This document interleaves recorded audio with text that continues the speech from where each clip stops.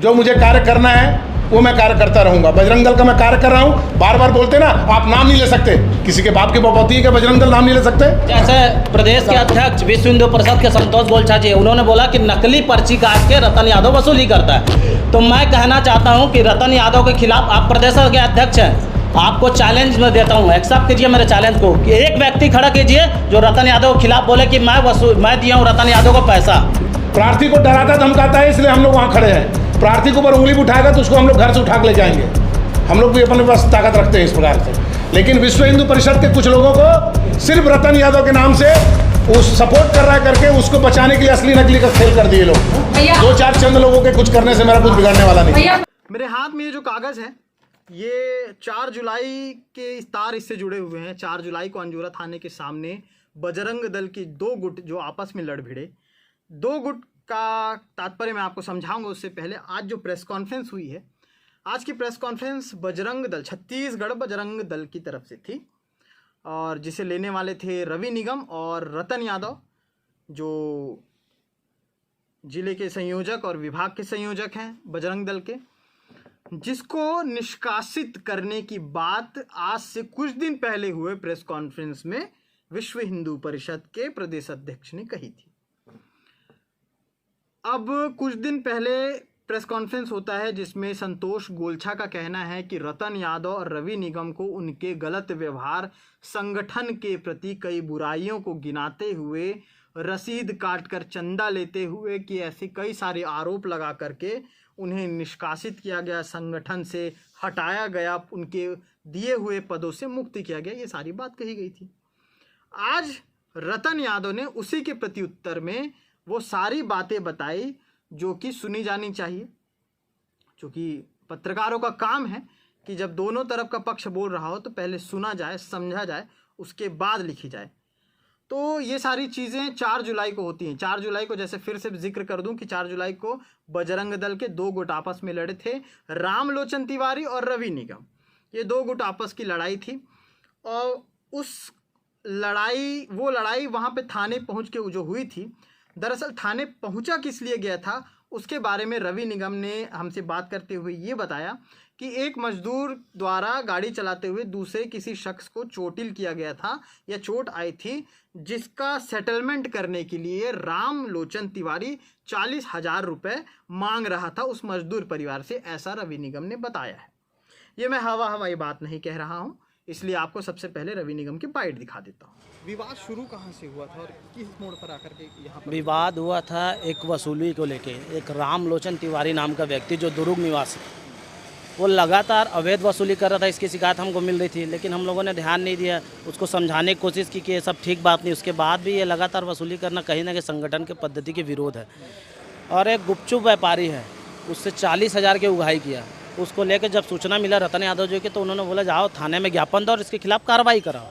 इस बात को लेकर हम लोगों ने अंजोरा थाना गया, शांतिपूर्वक तरीके से वहाँ ज्ञापन सौंपने के लिए।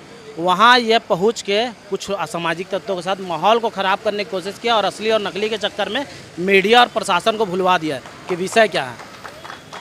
वो जो गुपचुप व्यापारी है वो मीडिया के समक्ष भी आया और समाज में बोला भी कि मेरे साथ 40,000 रुपये की उगाही की गई है रामलोचन तिवारी नाम के। उसके बाद भी कोई कार्रवाई नहीं हुआ।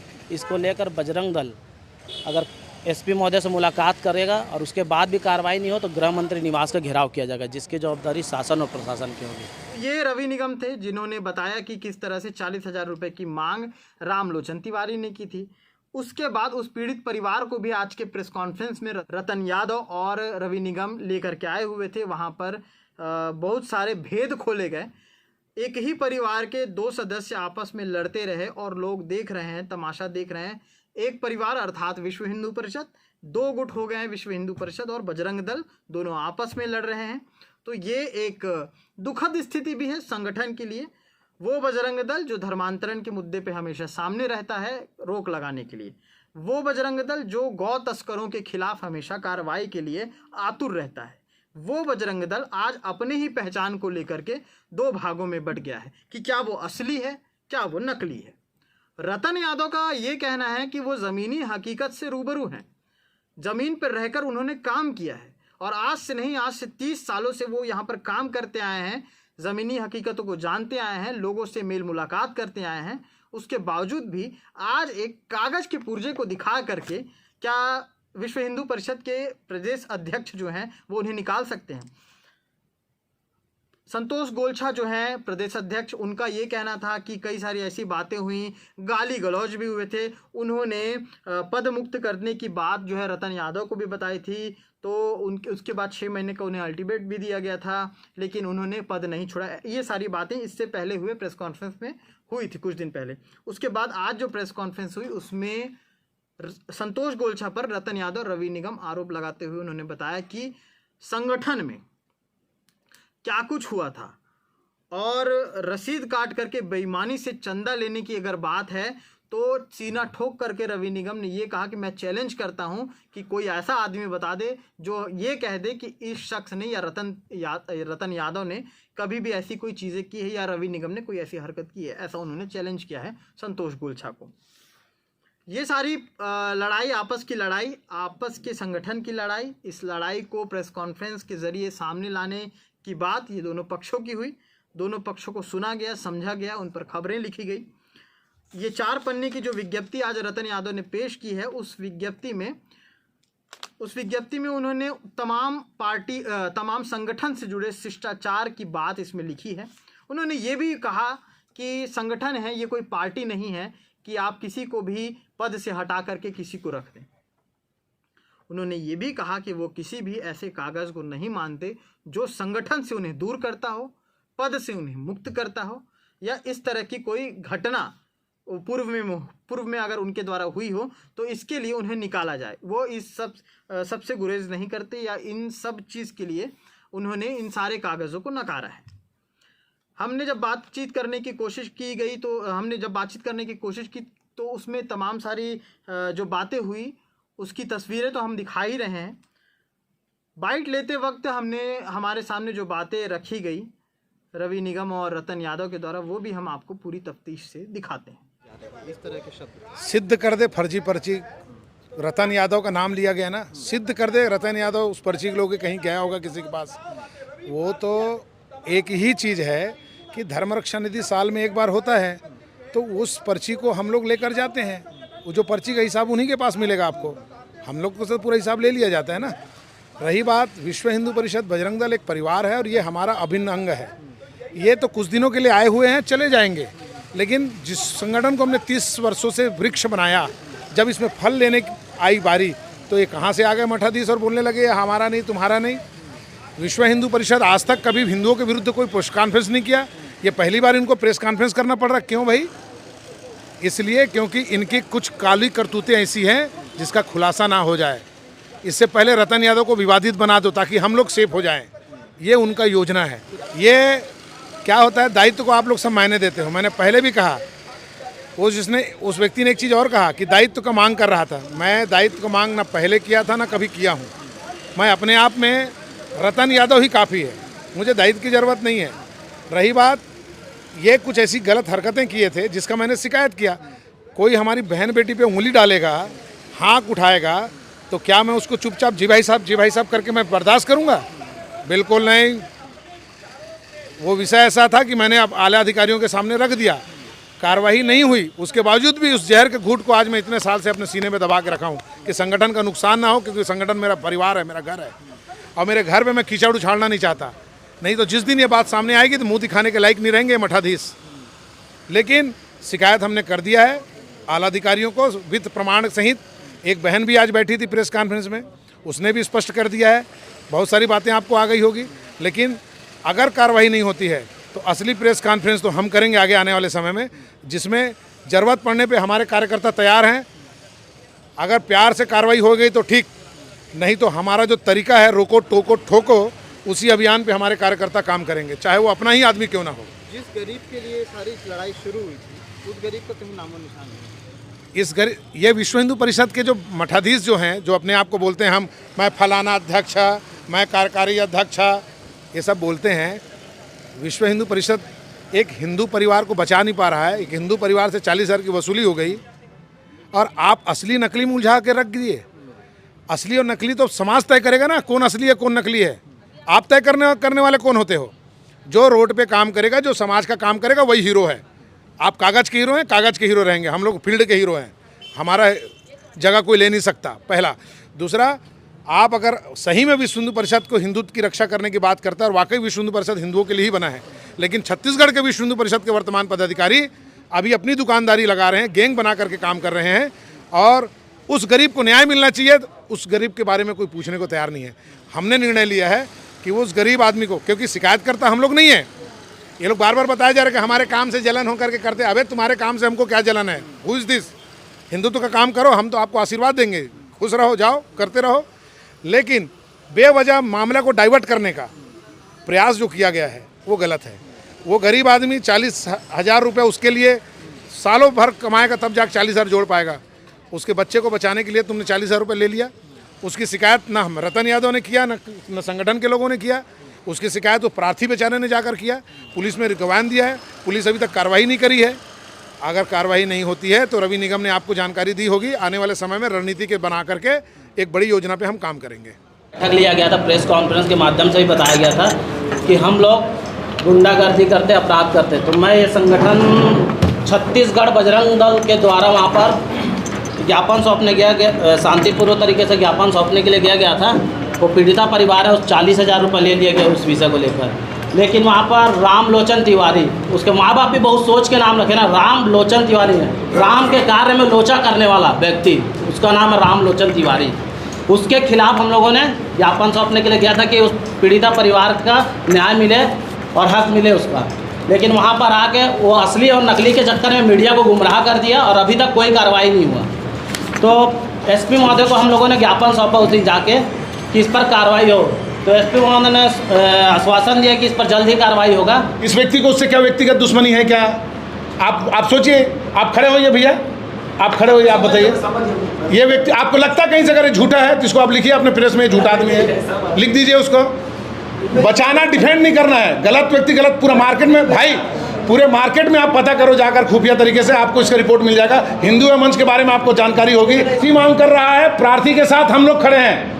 प्रार्थी को डराता धमकाता है, इसलिए हम लोग वहाँ खड़े हैं। प्रार्थी के ऊपर उंगली भी उठाएगा तो उसको हम लोग घर से उठा के लेके आएंगे।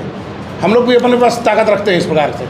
लेकिन विश्व हिंदू परिषद के कुछ लोगों को सिर्फ रतन यादव के नाम से वो सपोर्ट कर रहा है करके उसको बचाने के लिए असली नकली का खेल कर दिए लोग। जबकि असलियत ये है कि प्रार्थी अभी भी इसको न्याय नहीं मिला है, और न्याय नहीं मिलने के एवज में रवि निगम बताइए क्या करेंगे आगे? अभी एसपी महोदय से मुलाकात किया जाएगा जाके, और 10 दिन का मोहलत दिया जाएगा। अगर कार्रवाई नहीं होता है तो गृह मंत्री निवास का घेराव किया जाएगा बजरंग दल द्वारा, छत्तीसगढ़ बजरंग दल द्वारा घेराव किया जाएगा। इसकी स्वयं की जवाबदारी शासन और प्रशासन की होगी। ऐसे प्रदेश के अध्यक्ष विश्व हिंदू परिषद के संतोष गोलछा जी, उन्होंने बोला कि नकली पर्ची काट के रतन यादव वसूली करता है। तो मैं कहना चाहता हूं कि रतन यादव के खिलाफ, आप प्रदेश के अध्यक्ष हैं, आपको चैलेंज में देता हूं, एक्सेप्ट कीजिए मेरे चैलेंज को कि एक व्यक्ति खड़ा कीजिए जो रतन यादव के खिलाफ बोले कि मैं दिया हूं रतन यादव को पैसा। प्रूफ दे दे मेरे को। प्रूफ दे। उस दिन रतन यादव छत्तीसगढ़ बजरंग दल का दायित्व से मुक्त हो जाएंगे। और मैं आपको चैलेंज देता हूं कि मेरे पास ऐसे 20 लोग खड़े हैं जो संतोष गोलछा रवि निगम के नाम से इंडस्ट्रीज एरिया में चंदा वसूली करता है, और हमारे तक हम समाज में हम अपने खिलाफ FIR दर्ज कराते हैं, हम लाठी खाते हैं प्रशासन से। जो पत्रकार वार्ता में बैठे थे, कितने लोग क्या किए हैं समाज के लिए आप बता दो।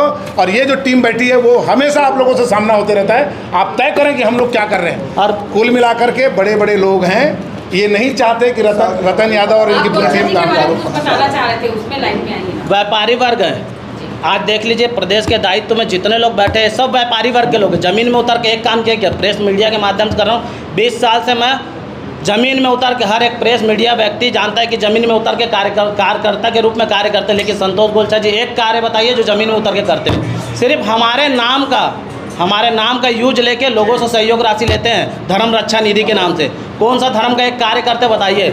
और गोलछा जी के बहुत सारी बातों को आने वाले समय में प्रेस के माध्यम से रखूँगा। अभी हम लोगों ने नगर पालिका निगम जोन अध्यक्ष को दिया गया ज्ञापन। उनका जो हिमालय होटल है ना, उसके नीचे का जो ग्राउंड फ्लोर है वो उसके लिए पार्किंग के लिए बना है। लेकिन उस पूरी दुकानों को बना के 15-20 दुकानों को बना के 30 से 40 लाख में बेचा गया ना अपने, हाँ, पर दुकान को। ये अपने आप को विश्व हिंदू प्रदेश अध्यक्ष बोलते हैं। ऐसे बहुत सारे कारनामे हैं ना, संगठन के आड़ में व्यापारी वर्ग अपना व्यापार चला रहे हैं लोग। आज भी हम सब एक है, लेकिन जो संगठन के साथ गलत करेगा वो गलत, विरुद्ध हम लोग खड़े रहेंगे। विश्व हिंदू परिषद और राष्ट्रीय स्वयंसेवक संघ हमारे खून में बसा हुआ है। हम संगठन के विरुद्ध कोई कार्य नहीं कर रहे हैं, लेकिन उसके अंदर कुछ लोग अभी ऐसे हो गए हैं जो लोग गलत हरकत कर रहे हैं, जिसका हम विरोध कर रहे हैं, जिसके कारण ये लोग एक टीम बना करके हमको ये बताने का प्रयास करें कि हमने निकाल दिया। अरे तुम्हारे बोल देने से हम लोग निकल जाएंगे क्या? इधर देखिए, ये तो टेक्निकल वैसी बातें हैं। जो मुझे कार्य करना है वो मैं कार्य करता रहूँगा। बजरंग दल का मैं कार्य कर रहा हूँ। बार बार बोलते ना, आप नाम नहीं ले सकते, किसी के बाप की बपौती है कि बजरंग दल नाम नहीं ले सकते? उसी दुनिया में हो, ये गोलछा जी का बजरंग दल नहीं है ये। ना ना ना ना, ये गोलछा जी का बजरंग दल नहीं है। फिर से क्लियर कर रहा हूँ, ये बजरंग दल रतन यादव ने अपने मेहनत से 40 सालों में खड़े किया है पूरे छत्तीसगढ़ के अंदर। पहला। दूसरा भैया, एक चीज़ और है इसके अंदर में, ये मेरी बहन बैठी है,